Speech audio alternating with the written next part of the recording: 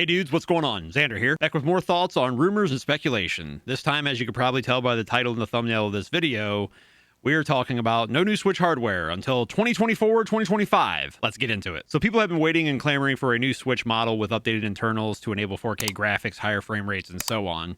Well, analysts have been weighing in saying that new Switch hardware might still be a few years off. Looking at this quote from Piers Harding when giving his 2022 predictions for GameIndustry.biz, Piers says, "I'm not expecting a Switch Pro in 2022. We have a next-gen Nintendo console in our forecast for late 2024, so I'm not convinced a Pro model is going to appear at all." The Switch launched March 3rd, 2017. That would make it 7 years before we get an updated Switch that actually plays games better. And that's 7 years in March of 2024. If they go with a fall release in 2024, that would be almost 8 years before we are playing higher quality / better running games on a Nintendo platform. 4K graphics would be nice, don't get me wrong.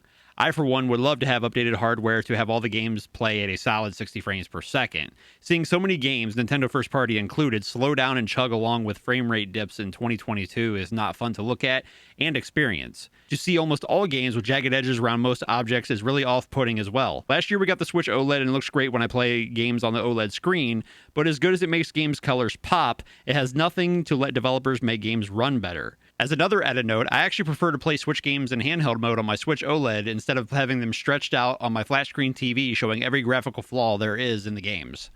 If we don't get more powerful hardware from Nintendo until late 2024, I think it's going to be a hard wait.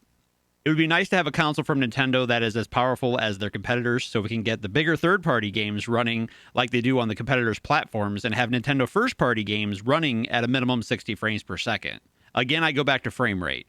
Picking up my Switch after I play games on a PC, Xbox, or PlayStation, seeing lower frame rates is super noticeable, and depending on the game, can really mess with you and be annoying. I love playing Nintendo games. I just wish Nintendo would lean into more higher specs for their hardware so we can experience their games at a higher quality.